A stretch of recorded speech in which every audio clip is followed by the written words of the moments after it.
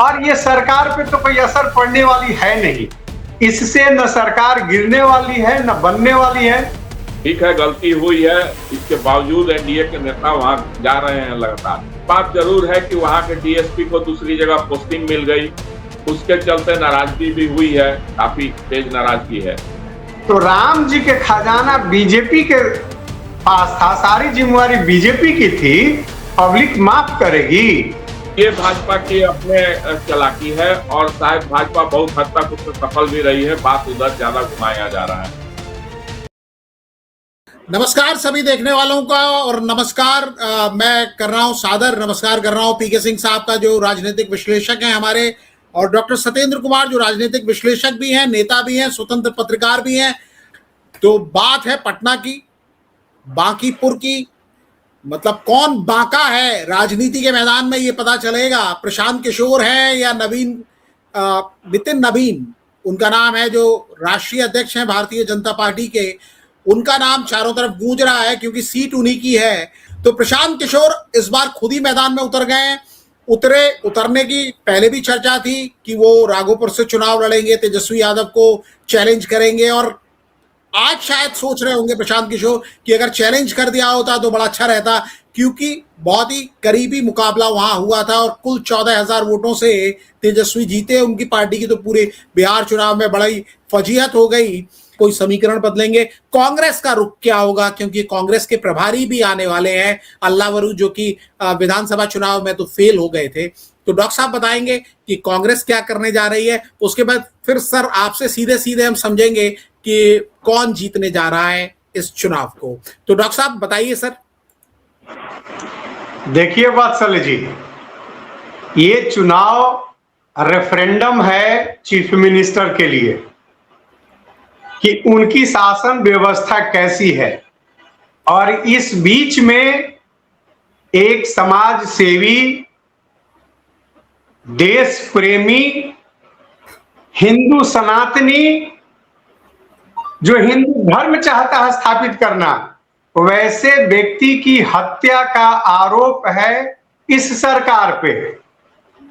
वैसी परिस्थिति में यह चुनाव हो रहा है। बांकीपुर की जनता को यह तय करना है कि आपको क्या ये अच्छा लग रहा है, सम्राट चौधरी के नेतृत्व में चल रही ये भारतीय जनता पार्टी की सरकार, जो भ्रष्टाचार के खिलाफ लड़ने वाले की हत्या करवा रही है। तो ये चुनाव में मुद्दा रहेगा असल। अब इसमें इस मुद्दे को कौन भुनाता है? आरजेडी कैंडिडेट शो किया है कि हम देंगे, अनाउंस भी कर दिया कि प्रशांत किशोर, जो एक अच्छे चुनावी रणनीतिकार हैं, जो स्वयं मैदान में है, उस मुद्दे को वे भुना पाते हैं, ये देखने का समय है।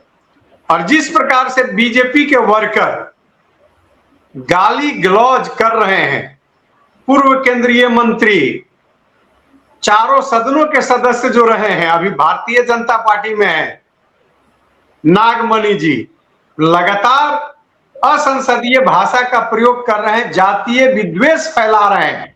इतना ही नहीं, केंद्रीय मंत्री जीतन राम मांझी जी भी उटपटांग बोल रहे हैं। तो ऐसी परिस्थिति में ये चुनाव जरूर एक खास रूप लेगा। पटना की प्रबुद्ध है, बांकीपुर की प्रबुद्ध है मतदाता जो है, ये सोचने के लिए विवश हैं। और ये सरकार पे तो कोई असर पड़ने वाली है नहीं। इससे न सरकार गिरने वाली है न बनने वाली है। तो इस तरह की कोई बात नहीं है। सिर्फ इतना ही है कि ये नेतृत्व, वर्तमान जो सरकार की नेतृत्व है, ये पसंद है कि नहीं पसंद है, ये चुनाव, ये रेफरेंडम तय करेगा। देखिए, ऐसा है कि कैंडिडेट भाजपा की तरफ से चाहे जो कोई भी हो, लेकिन वहां एक परसेप्शन ये रहेगा कि वहां का मेन मुख्य कैंडिडेट नितिन नवीन ही है और उन्हीं के चेहरा पर चुनाव वहां लड़ा जाएगा, ना सम्राट चौधरी ना कोई और, ये तय है। तो एक बात तो ये है।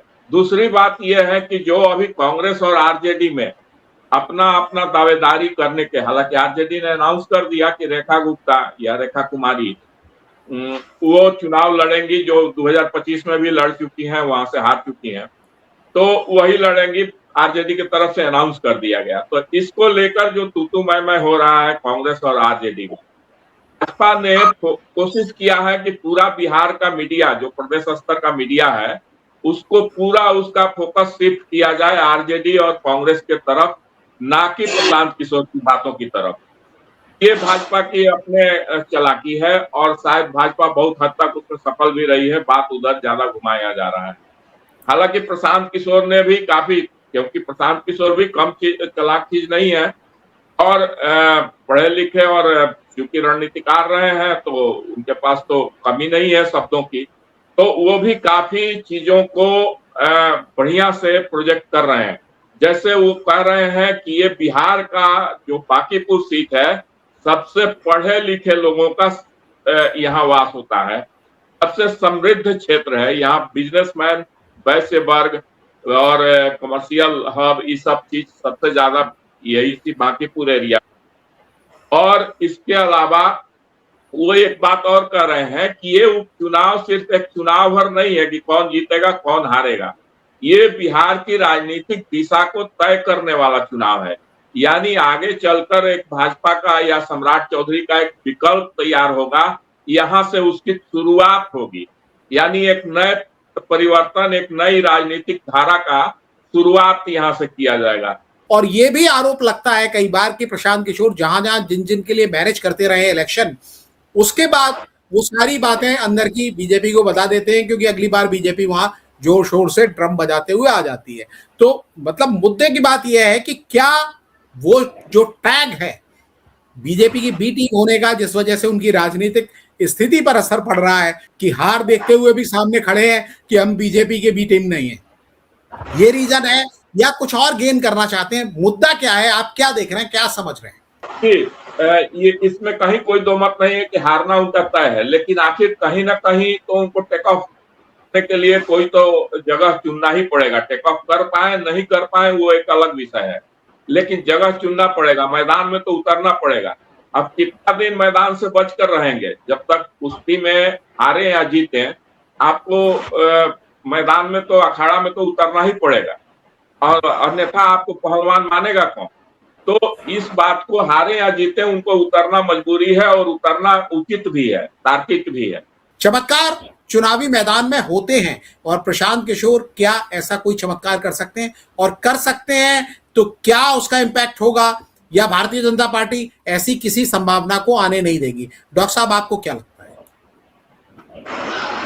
देखिए वात्सल्य जी, आज चंपत राय जी ने कहा कि मेरा कोई कसूर नहीं है, ये सारी भूमिका बीजेपी की है, बीजेपी के जिम्मे ही खजाना था। तो राम जी के खजाना बीजेपी के पास था, सारी जिम्मेवारी बीजेपी की थी, पब्लिक माफ करेगी। और ये तो सब मुद्दा जमा होगा, इसी चुनाव में जमा होगा, और रिसेंट का सब है। और भरत तिवारी जी का खत्म नहीं हो रहा है। अशोक चौधरी गए थे, अशोक चौधरी लगातार कह रहे थे कि भरत तिवारी जी देशभक्त थे, ये भ्रष्टाचार के खिलाफ लड़ रहे थे, उनकी हत्या हुई है। यानी इस सरकार में बैठा हुआ एक मिनिस्टर जो दलित है, जो स्वर्ण नहीं है, दलित है, वो कह रहा है, वो जवनिया गांव गया, उन लोगों से मिला कि भाई दलित और पिछड़ों के लिए भरत तिवारी लड़ रहा था।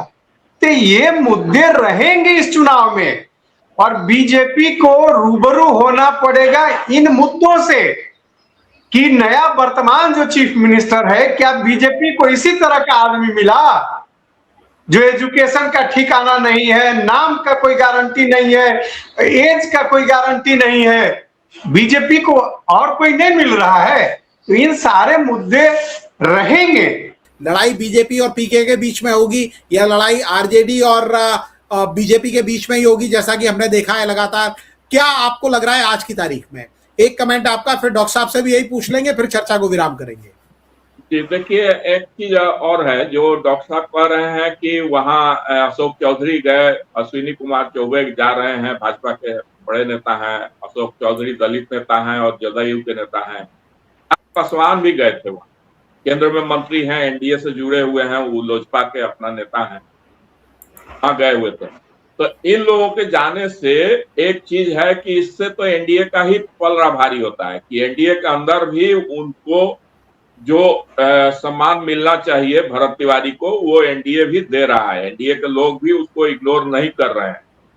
ठीक है, गलती हुई है, इसके बावजूद एनडीए के नेता वहां जा रहे हैं लगातार। एक है। दूसरी चीज, हाँ, एक बात जरूर है कि वहां के डीएसपी को दूसरी जगह पोस्टिंग मिल गई, उसके चलते नाराजगी भी हुई है, काफी तेज नाराजगी है। और उनका इनकाउंटर जिस हिसाब से हुआ है, जो वीडियो वायरल हुआ है, उस सब चीजों का नाराजगी भी है। सारी बातें सही है, ताकि बाकी चीजें जैसे चंदा चोरी है या अन्य चीजें हैं, वो बाकी पूर्व विधानसभा उपचुनाव में कोई ज्यादा असर डालेंगी, ऐसा नहीं। तिवारी वाला मामला ले देकर रहेगा, इसमें कहीं कोई दुमत नहीं है। नहीं, मैं सहमत नहीं हूं, इसलिए कि इसी विधानसभा क्षेत्र में पहली चुनाव नवीन किशोर सिन्हा जी, स्वर्गीय नवीन किशोर सिन्हा जी, जिनसे मेरा बहुत ही गहरा ताल्लुकात था, संबंध था, मैं बहुत ही उनका रेस्पेक्ट करता हूं, उन निर्दलीय उम्मीदवार से चुनाव हार गए थे और लालू जी का कैंडिडेट भी हारे थे, लालू जी के भी कैंडिडेट थे और रामकृपाल जी कैंडिडेट थे, रामानंद यादव जी इंडिपेंडेंट जीते थे वहां चुनाव। तो ऐसा भी रिजल्ट वहां का है और इस बार तो कुछ अलग होगा। बीजेपी का कहां वोट यूनाइट रहेगा नहीं रहेगा, आरजेडी का वोट आरजेडी के पास रहेगा कि नहीं रहेगा, ये कहना मुश्किल है। एक बात और है, बीजेपी के कैंडिडेट आने पर मैं एक बात बताना चाहूंगा आपको कि बाय द वे अगर कायस्थ कैंडिडेट नहीं आया तो गारंटी है बीजेपी का चुनाव हारना, इसलिए कि ऐसे ही कुम्हरार से नाराज हैं कायस्थ, और यहां पर भी अगर नहीं मिला तो निश्चित जाएंगे हराने के लिए। वो नितिन नवीन की नहीं सुनेंगे और किसी का नहीं सुनेंगे, क्योंकि सब लोग जानता है कि ये चुनाव जो है सरकार बनाने और बिगाड़ने की नहीं है, एक व्यक्ति के नेतृत्व वर्चस्व की बात है और नहीं है मुख्यमंत्री सही दिशा में चल रहे हैं कि नहीं है, ये तय होना है। प्रशांत किशोर भी मायने नहीं रखते हैं कितना बढ़िया है खराब है कैंडिडेट, बस ये है कि कहां बीजेपी को हराने के लिए एक जगह लोग गोलबंद हो सकता है, क्योंकि ये आम सामान्य लोगों में नाराजगी है भरत भूषण तिवारी की हत्या से। जो हत्या हुई है उससे इतनी जबरदस्त नाराजगी है अंदर अंदर, और चूंकि इस बीच में नागमणि जैसे लोग और कुछ और लोग जिस तरह से गंदे गंदे गाली दे रहे हैं समाज विशेष के लोगों को, ये चीज बहुत बीजेपी को क्षति पहुंचाएगा, बीजेपी को क्षति पहुंचाएगा। तो रिजल्ट उसी हिसाब से होगा, मेरा तो यही मानना है कि प्रशांत किशोर यदि मोमेंटम गेन कर लेते हैं, यानी यदि कंटेस्ट में आ जाते हैं रियल में, भाजपा के खिलाफ आरजेडी को पीछे छोड़ देते हैं और भाजपा के खिलाफ सेकंड नंबर का कंटेस्टर बन जाते हैं, तो 30,000 के आसपास मार्जिन रहेगा, 5 कम 5 ज्यादा, ये मेरा अपना आकलन है। दलित और मुसलमान वो समीकरण पर नजर है प्रशांत किशोर की, और वो चाहते हैं बताना, क्योंकि 25 सीटों पर सिमट गई आरजेडी 2025 में, तो प्रशांत किशोर दिखाना चाहते हैं कि आगे जो भी लड़ाई होगी वो पीके वर्सेस बीजेपी होगी, यानी वो अपनी तरफ शिफ्ट करना चाहते हैं। ये मेरा अपना आकलन है। 3 तारीख को हम तीनों लोग बैठेंगे और फिर समझेंगे, और बीच में अगर चुनाव जोर पकड़ेगा, प्रचार जोर पकड़ेगा, तो एक बार फिर हम लोग बात करेंगे। सिंह साहब, आपने वक्त दिया, विस्तार से बात बताई, और डॉक्टर साहब आपने भी अपना आकलन रखा, अपनी बात आगे रखी। आप भी बड़ी बुलंदी के साथ अपनी बात रखते हैं, कई बार खारिज हो जाती है वो बात अलग है, समझा जाता है कि आप बिल्कुल अपना पक्ष मजबूती के साथ रखते हैं, वो आपने आज भी किया है। नतीजे जब आएंगे हम लोग फिर इसके बारे में चर्चा करेंगे। आप दोनों का बहुत आभार, धन्यवाद। सभी देखने वालों का भी आभार, धन्यवाद, नमस्कार।